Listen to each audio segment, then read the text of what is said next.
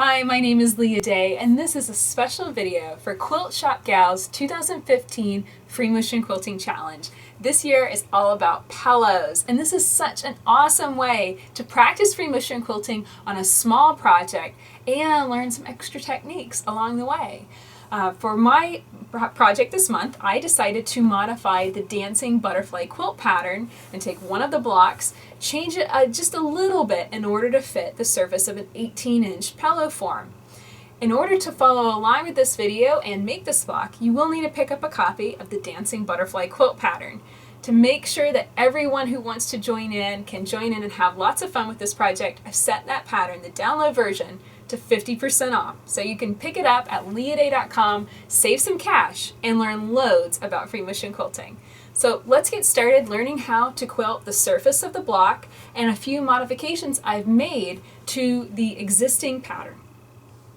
So you can see I've already quilted a good chunk of my butterfly block. This is the front panel of my pillow, and there's only one modification you need to make to the butterfly pattern, and that is to do a 4.5-inch wide border on the outside edge. And what that's going to do is that's going to allow you to quilt a little bit more on this border. It's going to be a little wider, and then we can cut this block down to 19 inches and piece it to make our pillow. So the designs that I chose to do bubble fern and hot spiral, and with the bubble fern I had to end up stretching it out and making it just a little bit bigger and wider, and so I'm going to show you just a little bit of that quilting here now. So in this situation I didn't mark it, I just really free-handed the vine in, and then I'm coming in with slightly bigger petals, these kind of big spirals, and stretching them out, but I'm not taking it all the way to the marked line. This line indicates about 19.25, just in case the block shrinks a bit. I'm not bringing these all the way out to the edge because then they get cut off when I piece the pillow together. So I'm bringing them in just a bit, maybe a 1/2 inch or so. Another thing changed from the bubble fern I was stitching in the dancing butterfly quilt pattern. I decided to make this a little easier and a little faster by just doing a nice open spiral. The bubble fern design involves a lot of travel stitching and building up thread, and quite frankly I didn't have enough time in order to do that on every single one, so made it a little quicker and a little easier, and it's still going to finish really pretty. So here I'm matching up with the first set of bubble fern. So I'm stitching into this area, and I want to match these two up so that way they look nice. Sometimes I kind of come in with a little shorter one. Sometimes I stretch them out a little longer. What's nice about these two designs is they're very quick, and they're also very forgiving. The bubble fern, even if you mess up, even if they're, maybe a little misshapen, the next one's going to come on top of it, and they're all going to kind of blend together, so it really doesn't matter. Come in with that last one, and then I've got a little space there, so I'm just coming with a really tiny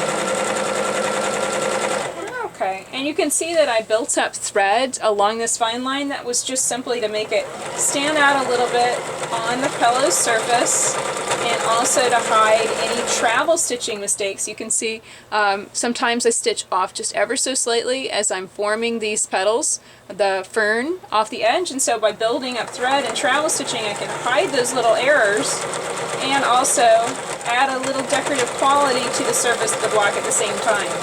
So I'm going to go around and I'm just travel stitching down, back up, back down, and I'm working about 1.5 inches at a time.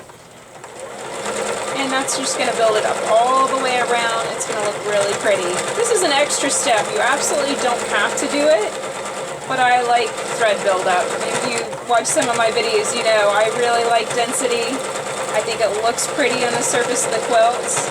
In this case, it's going to just add that nice little emphasis on this fine line in the borders of the pillow. So I'm going to finish this up, and then we're going to move to the back side and play with these two designs in the back panels of the pillow. So now that we've quilted the front of the pillow, we need to think about the back. And yes, it's a very easy way of stitching the back is just to make a duplicate of the front and then bind the edges together in order to make the pillow.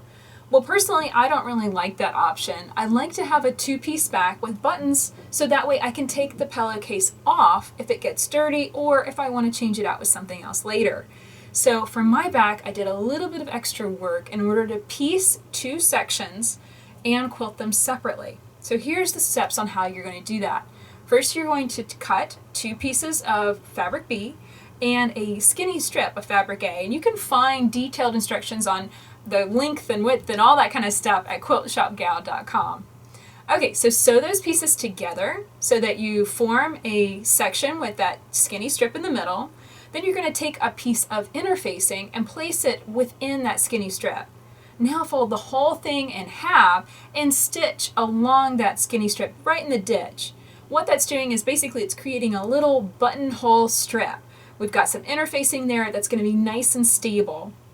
You'll want to stitch your buttonholes, one right in the center, and then two more buttonholes to either side about 4 inches apart. Don't worry about your buttonholes being absolutely perfect. This is a great time to pull out your manual and learn about stitching buttonholes if you've never done it before. Okay, that's the back upper. In order to make this, of course, a quilt, you're going to need to insert a little piece of batting between those two fabric B pieces. Now that's ready to go. Just mark around the outside edge about 1/2 inch inside, and that way that's going to guide your free motion quilting so you don't have to quilt beyond that line. So that's the back upper section all ready to go. Now for the back lower section. For this section, you're going to cut a piece of fabric that's 30 inches by 21 inches, which seems pretty large, but this is both taking care of the back front and the backing.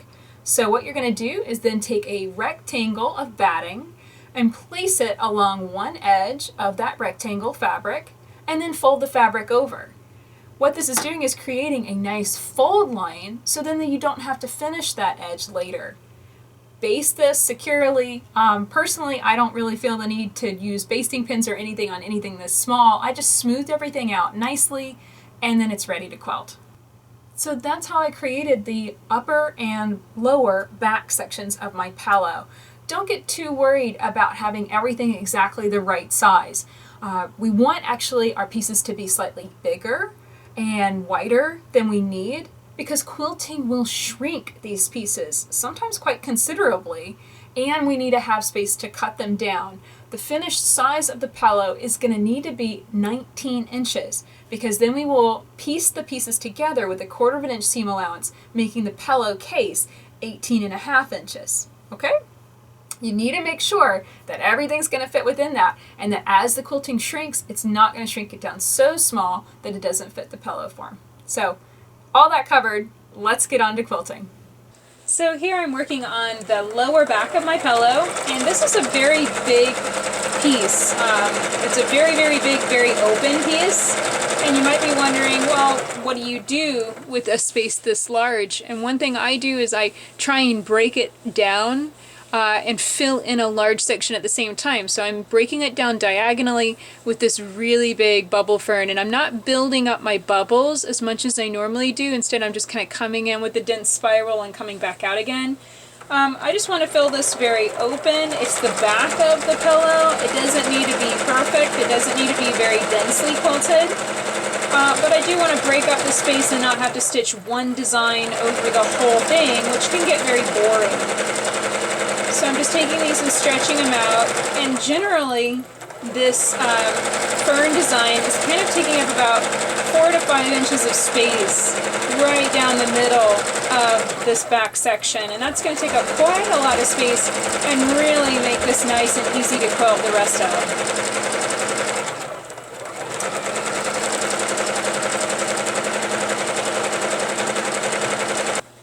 Okay, so now it's time to fill in this background area. I'm not going to change thread colors. I'm just going to stick on with the same white thread so you can really see what I'm doing. And I'm filling this area with a very large hot spiral. And what that is basically flame shapes and spirals. I think these two designs go really well together. I think the spirals look really pretty together. But at the same time, you can definitely see that it's two different designs, and they nicely complement one another. When I'm stitching this, I'm focusing on those nice pointy wiggly flame shapes. And the spirals, I don't want the spirals to get on top of one another, but at the same time I don't want there to be so few of them that you can't really tell that this is a spiraling design. So I kind of mix it up. I try and do 2 flames and then a spiral shape. But I'm not keeping score, and I'm not going to rip it out if I end up with a lot of stuff, you know, like a lot of spirals right up next to one another. I don't really care. Just keep it random, keep it moving. So now I'm quilting the back section of the pillow, and I'm right above the buttonhole strip, and just making sure that I'm not going to quilt into that area, and I'm filling it in with more of the hot spiral. So I'm just kind of swirling around, and you can see I'm definitely working this into a row. Just kind of tucking it in, forming these spirals, and I'm only going up about 1.5 inches, 2 inches before I swirl back downward. And that's just helping me keep it under control and kind of keep a logical foot path going. One thing I do need to be careful about is not repeating the same set of shapes. It's really easy to kind of get in the pattern and repeat yourself. So I try and mix it up and do different swirls and spirals and flame shapes kind of going in all different directions. Come back down and wiggle more in. It's really very simple, and this is nice big open quilting where I can fill in this space very fast.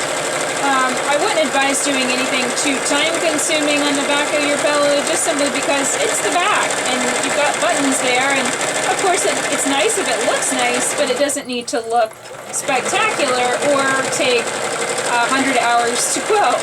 So just be practical with your design choice and how you choose to quilt it. But I really think that quilting it in rows like this, working left to right, right to left, rotating whenever you need to, is the best idea for the actual movement through your machine.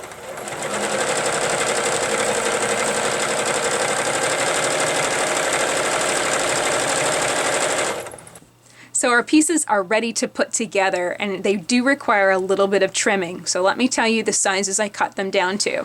My upper back section I trimmed down to 19 inches wide by 6 inches of quilting from the button strip to the top edge. So 6 inches there. For the back lower section, it's again 19 inches wide and 13.5 inches from the top folded edge to the bottom edge. And you want to be very careful when you're trimming down that you don't accidentally trim off that folded edge that we've got. That's your finished edge. You won't have to do any binding or any extra work to it, so make sure you don't accidentally trim that side off. For your block, your front of your pillow, you're going to want to trim this one down to 19 inches square. Okay, so now how do we put it all together? What we're going to do is place your block right side up on your table. Trying to show you all the edges of it, but I don't have a wide enough angle, so I'm going to show you the top edge first and then shift it up so you can see the bottom edge. Okay, next we're going to take the upper section of the pillow, the back upper, and we're going to place this right side down and line up that top edge, just like that. You want to pen that in place so it's nice and secure. Now you're going to take the back lower section, and you've got this fold line to the top, and you're going to line up the bottom edge with the bottom of the block. Okay, pen that in place too. Another idea, if you really want to do your homework well and make sure that this is all going to come together nicely, you might want to run a line of basting stitches between the top and bottom of the back. The reason that we're lining it up this way is that these two pieces overlap nicely, and this is going to make the back of the pillow nice and stable.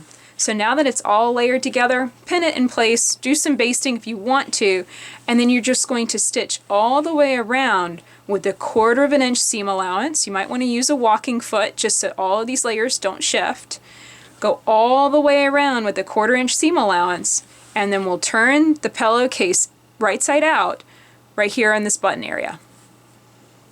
So here's the finished pillow. You can see how I turned it right side out, and we've got the pillow right side facing out. On the back, we've got our two-part back, nicely overlapping. Spent a little time playing with the corners of the pillow. I don't get too picky about them being blunted. I kind of like that look.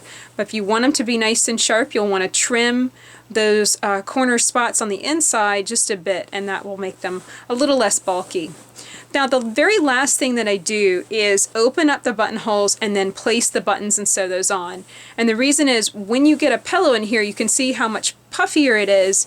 Sometimes that can shift the position of the buttons.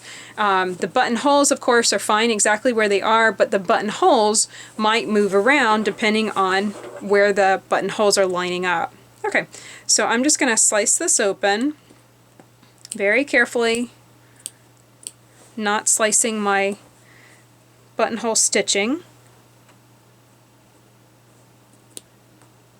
And then once I get it open, I take a marking pencil and I just overlap these nicely. So this is exactly how it's going to look, how I want the back to look when it's buttoned closed. And I just take my marking pencil and I mark a line exactly in the middle of that buttonhole. I'll zoom in so that you can see it. So I'm just kind of slightly, you can kind of pull it open just ever so slightly and just make sure you get a nice mark there. And then you can see I made a long line and then I made basically a plus sign. So I know exactly where to position that buttonhole, and I'll repeat that exact same process on the other two buttonholes and then stitch those on and it will be complete. So that's it for the dancing butterfly pillow. I am so tickled by this project. I have not made a pillow in years, and so this was a lot of fun, kind of stretched my muscles for designing it and playing with that two-part back. I think it's a lot of fun, and you're going to learn loads about free motion quilting. You're going to try out some other things, pull out your walking foot, and try buttonholes too. So it's a cool way of jumping into some new things, and it's not a humongous project, but it's certainly going to give you a lot of things to play with and practice. So my name is Leah Day, and this has been a video for Quilt Shop Gals 2015 Free Motion Quilting Challenge. Definitely join in the challenges each month at quiltshopgal.com. As far as the dancing butterfly quilt pattern, if you would like to make this pillow and have all the templates and everything you need to fuse and create that applique in the middle of your pillow, definitely go to leahday.com and you'll find the dancing butterfly quilt pattern, and I've set it to 50% off during the month of February, so you can save some money and join in this fun challenge at the same time. So definitely check that out, leahday.com, and until next time, let's go quilt.